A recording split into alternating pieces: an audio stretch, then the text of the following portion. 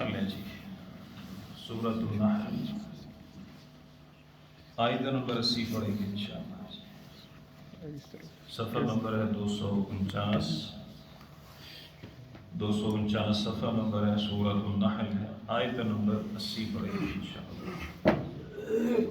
اعوذ باللہ من الشیطان الرجیم، اعوذ باللہ من الشیطان الرجیم، بسم اللہ الرحمن الرحیم، بسم اللہ الرحمن الرحیم، واللہ جعل واللہ جعل لکم لکم من بیوتکم من بیوتکم سکنا سکنا وجعل وجعل لکم لکم من جلود الانعام من جلود الانعام بیوتا بیوتا تستخفونها تستخفونها یوم ظعنکم یوم ظعنکم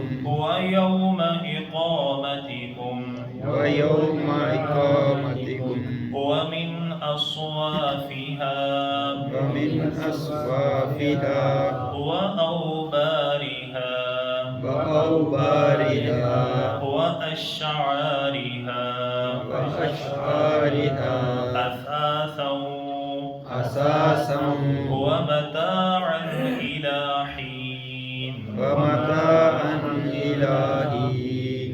جزاكم الله أحسن الجزاء في الدنيا والآخرة۔ والله جعل، اور اللہ سبحانہ و تعالیٰ کی ذات وہ ہے جس نے بنایا لکم آپ کے لیے من بیوتکم آپ کے گھروں کو سکنن رہنے کی جگہ، سکون کی جگہ، وجعل اور اللہ سبحانہ و تعالیٰ نے بنایا لکم آپ کے لیے من جلود الانعام جانوروں کے چمڑے سے بیوتن ایسے گھر تستخفونہا جو بہت ہی ہلکے پھلکے ہیں، یوم ظعنکم اس دن کے لیے کہ جس دن آپ سفر کرتے ہیں، ویوم اقامتکم اور اس دن کے لیے جس دن آپ اقامت کرتے ہیں یا ٹھہرتے ہیں، ومن اصوافہا اور اس کی اون سے یعنی جو جانوروں کی اون ہے اس سے، واوبارہا اور اس کی پشم سے، وَأَشْعَارِهَا اور اس کے بالوں سے، اثاثاً آپ کے گھریلو بہت سے فوائد ہیں، وَمَتَاعًا إِلَىٰ حِينٍ اور بہت ہی فائدہ ہے ایک مقررہ وقت تک۔ کل جو آیت پڑھی تھی اس آیت میں اللہ سبحانہ و تعالیٰ نے اپنی توحید کا ذکر فرمایا، قدرت کاملہ کا ذکر فرمایا اور اپنے انعامات کا اللہ تعالیٰ نے ذکر فرمایا۔ اب اس آیت میں بھی اللہ سبحانہ و تعالی انسان کے اوپر جو اللہ تعالیٰ کے احسانات ہیں ان میں سے چند ایک کا ذکر فرماتے ہیں۔ اب اللہ تعالیٰ کے احسانات تو اتنے زیادہ ہیں جو ہم نے اس سورہ کی ابتدا میں پڑھا اور پھر ہم نے الحمدللہ سورہ ابراہیم علیہ السلام اور ہجر میں بھی پڑھا۔ اللہ تعالیٰ بیان فرماتے ہیں وَإِن تَعُدُّوا نِعْمَةَ اللَّهِ لَا تُحْصُوهَا کہ اگر آپ اللہ تعالیٰ کی نعمتوں کو شمار کرنا چاہیں تو شمار کر سکتے نہیں، اور اللہ تعالیٰ کی نعمتوں کو شمار کرنے کے لیے اگر جنگلات کے درخت ان کو قلم بنا لیا جائے، سمندر کو سیاہی بنا لیا جائے، ما نفیدت اللہ فرماتے ہیں تم پھر بھی اللہ تعالیٰ کی نعمتوں کو شمار کر سکتے نہیں۔ اب یہاں پر اللہ تعالیٰ نے جس نعمت کا ذکر فرمایا وہ گھر ہے جہاں پر ہم اپنی رہائش رکھتے ہیں۔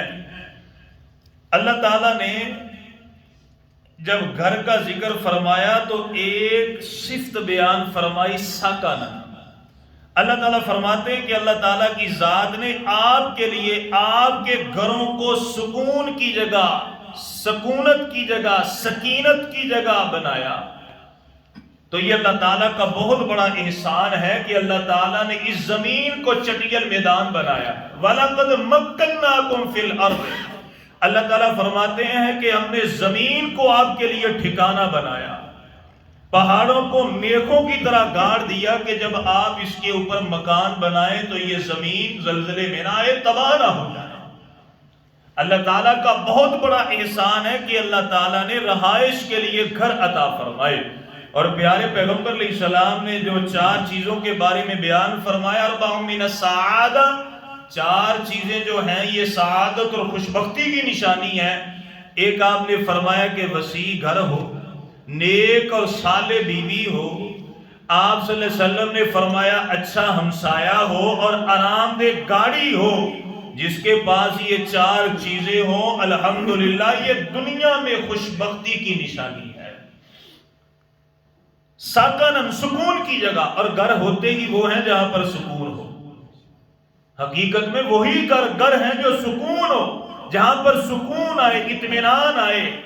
سارے دن کا تھکا ماندہ جب بندہ گھر میں آئے تو بندے کے دل میں ایک تجسس ہو کہ ایک ایسی جگہ موجود ہے کہ جہاں پر میں جاؤں گا میرے سارے دن کی تھکاوٹ دور ہو جائے گی، مجھے اطمینان ملے گا، قلبی سکون ملے گا. اور وہ انسان کا اپنا گھر ہے.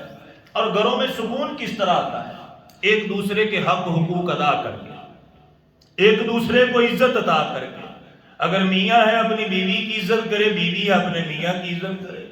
جب مہمان آئے پھر بھی آپس میں ایک دوسرے کی عزت کریں، ایک دوسرے کو نیچا دکھانے کی اور حکمرانی جمانے کی کوشش نہ کریں. مرد مرد ہے لیکن جب وہ گھر میں داخل ہو تو اپنی مردانگی گھر میں باہر رکھ کر کے آئے. وہ گھر میں ایک شوہر بن کے داخل ہو، وہ گھر میں ایک دوست بن کے داخل ہو، وہ گھر میں ایک محافظ بن کے داخل ہو، وہ گھر میں ایک ہمدرد بن کے داخل ہو، وہ گھر میں بچوں کا باپ اور بچوں کا دوست بن کے داخل ہو. اور جب خامد گھر میں داخل ہو تو بیوی بھی اس طرح سے ملے کہ اسے محسوس ہو جائے کہ ہاں میرا خامد گھر میں آیا، گھر کا سردار آیا، میرا مجازی خدا آ گیا. اس کا بولنا لب و لہجہ اتنا بہترین ہو کہ سارے دن کا غصہ گیلا تھکاوٹ ایک نظر میں خامد کی دور ہو جائے.